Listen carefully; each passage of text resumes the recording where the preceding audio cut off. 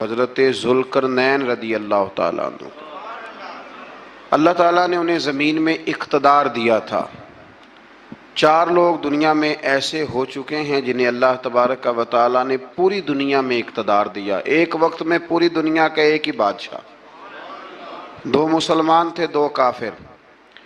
مسلمانوں میں حضرت سلیمان علیہ السلام اور جناب ذوالقرنین علیہ السلام، اور کافروں میں بخت نصر اور نمرود۔ یہ 2 لوگ ہیں جنہیں اللہ نے پوری دنیا میں اقتدار دیا، اور پھر اس کے بعد آنے والے وقت میں اللہ تعالیٰ امام مہدی کو سارا اقتدار عطا فرمائے گا، پوری دنیا کا۔ حضرت ذوالقرنین کے بارے میں 2 روایات ہیں، ایک تو یہ ہے کہ وہ نبی تھے اور ایک یہ ہے کہ نہیں وہ ولی تھے، لیکن مجھے حضرت مولا علی شیر خدا رضی اللہ تعالیٰ عنہ کا قول ملا ہے جس میں آپ نے فرمایا ہے کہ نہیں وہ نبی نہیں تھے۔ تو اس لیے میرا نظریہ یہی ہے کہ وہ اللہ کے ایک نیک بندے تھے، اللہ نے انہیں پوری زمین میں اقتدار دیا۔ وہ ایک مہم پہ نکلے، ان کا ارادہ بنا کہ میں ذرا دنیا کا چکر لگاؤں، تو انہوں نے سفر شروع کیا کہ میں دیکھوں ذرا سورج غروب کہاں ہوتا ہے۔ تو فرماتے میں پہنچا، بڑا گیا، لیکن میں اس مقام تک پہنچ گیا جہاں سورج غروب ہوتا ہے، تو پھر میں نے دیکھا کہ ایک سیاہ کنواں ہے جس کے اندر جا کے وہ چھپ گیا ہے، لیکن رب کریم کی اس حقیقت تک میں پہنچ سکا نہیں۔ پھر آپ فرماتے ہیں کہ میں آگے نکلا تو مجھے ایک قوم کے بارے میں بتلایا گیا جو بڑی خونخوار قوم تھی، بڑی خونخوار، اس کو یاجوج اور ماجوج کہا جاتا ہے۔ یہ قوم اتنی خونخوار تھی کہ یہ درندوں کو بھی کھا جایا کرتی تھی، اتنے لمبے چوڑے ان کے قد تھے، اتنے زیادہ طاقتور تھے کہ سانپ اور بچھو بھی کھا جاتے تھے۔ یہ نکلا کرتے تھے سبزے کے دنوں میں تو ساری کھیتیاں اجاڑ جاتے تھے، ہر چیز تباہ کر جاتے تھے، حتیٰ کہ انسانوں تک کو کھا جاتے تھے۔ تو حضرت ذوالقرنین جب وہاں پہنچے، اللہ تبارک و تعالیٰ نے انہیں ان مظلوم لوگوں کا مددگار بنایا جن پر یاجوج اور ماجوج کی قوم ظلم کرتی تھی۔ انہوں نے آپ سے کہا کہ حضور مہربانی فرمائیں، اس قوم سے تو ہماری جان چھڑائیں۔ آپ نے فرمایا تم میری مدد کرو۔ انہوں نے کہا حضور کس طرح؟ فرمایا بس جسمانی طور پر میری مدد کرو۔ تو آپ نے پھر وہاں ایک دیوار بنائی، ایک دیوار، لوہا کاٹ کر، سیسا پگھلا کر، پتھر ڈال کر ایک بڑی موٹی تازی دیوار بنائی، اور اتنی اونچی بنائی، اور پھر اس کے چاروں جانب آگ جلائی تاکہ وہ لوہا اس طرح پگھل جائے کہ وہ دیواروں کے ساتھ چپک جائے، تاکہ کوئی آدمی پیر رکھنا چاہے تو پیر رکھ کے اس پہ چڑھ نہ سکے۔ آپ نے وہ دیوار بنائی۔ اب اس قوم کا حال یہ ہوا کہ وہ اس کے اندر قید ہیں، وہ صبح جب اٹھتے ہیں تو اس کو توڑنا شروع کرتے ہیں، توڑتے رہتے ہیں، تو جب شام ہوتی ہے تو ان میں سے ہر روز ایک شخص کہتا ہے اتنی رہنے دو، باقی کل کریں گے۔ لیکن جب وہ سویرے اٹھتے ہیں تو اللہ تعالیٰ اس دیوار کو پھر سے مضبوط فرما دیتا ہے۔ نبی کریم علیہ السلام نے فرمایا قرب قیامت میں ایک وقت آئے گا، قیامت کے قریب جا کے ایک ٹائم ایسا آئے گا کہ اس مخلوق میں سے ہی ایک شخص پکارے گا اور پکار کے کہے گا کہ اب سو جاؤ انشاءاللہ۔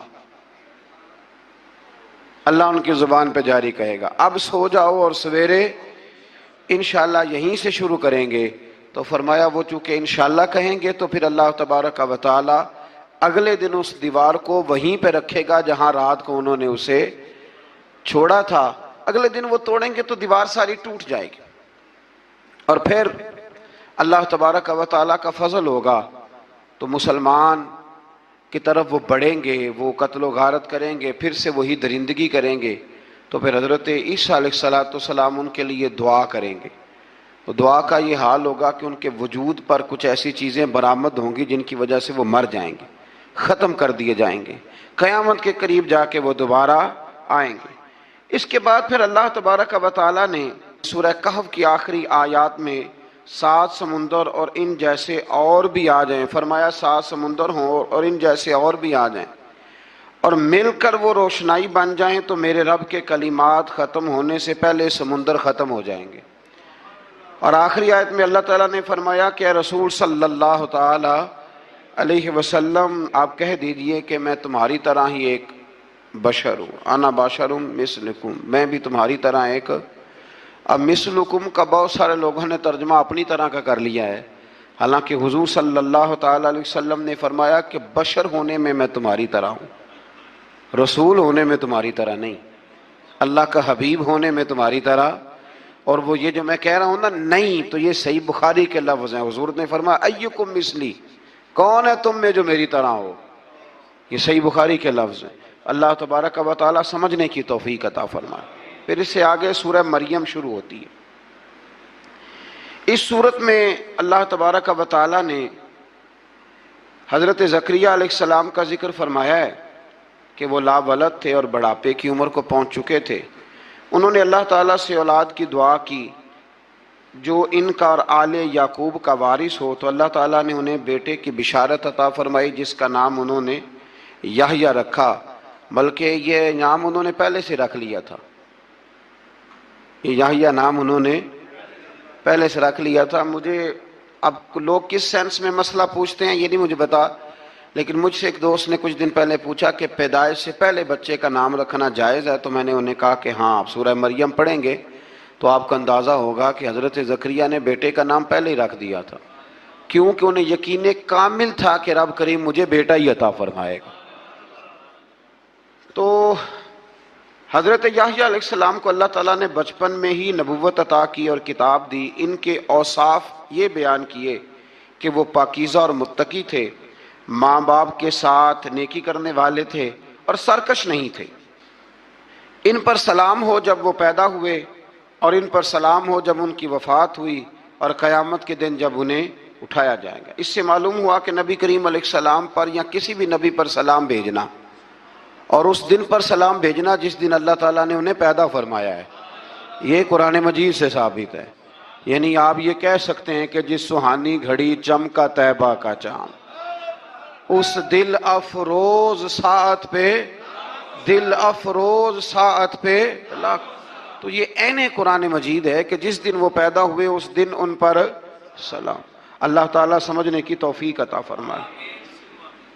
फिर इससे आगे चलकर हज़रत मरियम सलामुल्लाह अलैहा का जिक्र है कि उनके पास फरिश्ता आया। हम तीसरे पारे में भी उनका जिक्र पढ़ आए, फिर एक आधा और जगह पे भी इशारतन किनायतन उनका तज़किर आया कि उनके पास फरिश्ता इंसानी शक्ल में आया, और फरिश्ते ने आके कहा कि मैं आपको बेटे की बिशारत देने आया हूँ। कहने लगी मेरे पास कैसे बेटा आएगा, मुझे तो किसी मर्द ने छुआ ही नहीं। तो फरमाया रब ऐसे ही करता है जब वो किसी काम का इरादा फरमा लेता है। तो हज़रत मरियम के यहाँ अल्लाह तबारक व तआला ने हज़रत ईसा अलैहिस्सलाम की विलादत फरमाई।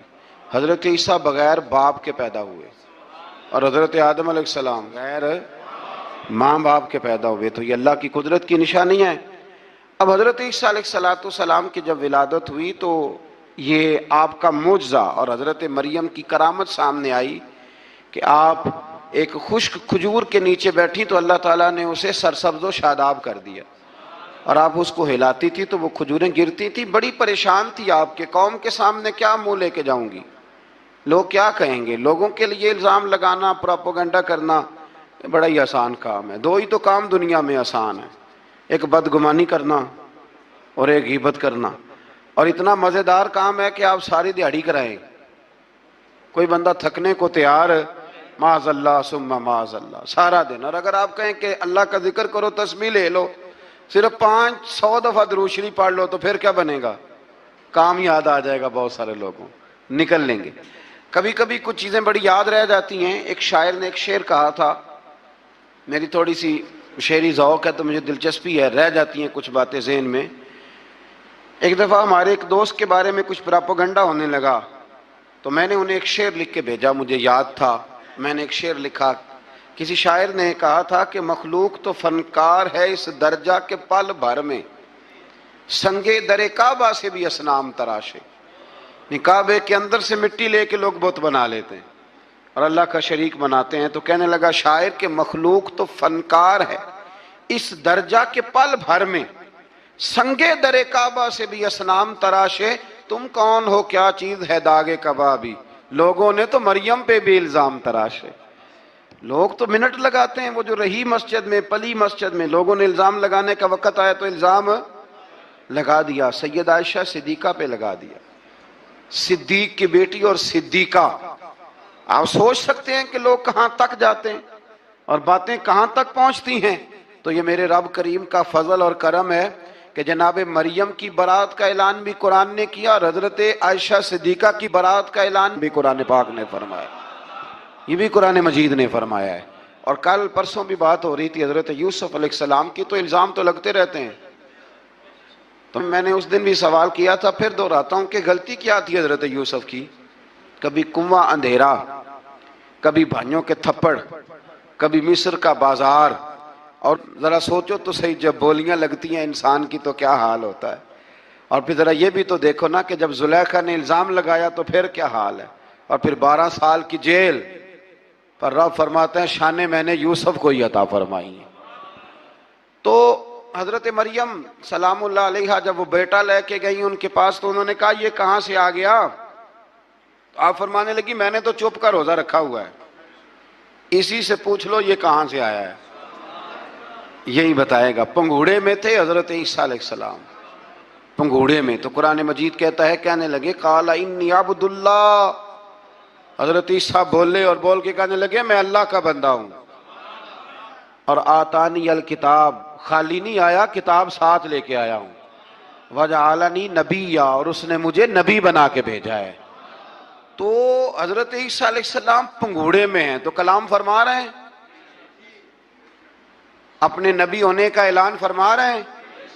اب اس بندے کے قریب جا کے اس سے سوال کرنے کو دل نہیں کرتا جو نبی پاک کے بارے میں کہتا ہے 40 سال کے بعد نبی بنے. یہاں پنگوڑے میں حضرت عیسیٰ کلام کریں, پنگوڑے میں, اور وہ پنگوڑے میں کہے میں نبی ہوں. اور تو اپنے رسول کے بارے میں یہ کہے کہ بکریاں چرا رہے تھے تو معاذ اللہ انہیں پتہ ہی نہیں تھا کہ میں نبی بن جاؤں گا. ایسی کوئی بات نہیں. اعلیٰ حضرت فرماتے ہیں اللہ اللہ وہ بچپنے کی پھبن, یعنی بچپن میں بھی رنگ ڈھنگ نرالے تھے میرے رسول کے. اللہ اللہ وہ بچپنے کی پھبن, اس خدا بھاتی صورت پہ لاکھوں سلام, اس خدا بھاتی صورت پہ. اور مرحوم اعظم چشتی نے بھی ایک جملہ بڑا خوبصورت کہا, اس نے کہا تیری حیات پاک کا ہر لمحہ پیغمبر لگے, تیری حیات پاک کا ہر لمحہ پیغمبر لگے.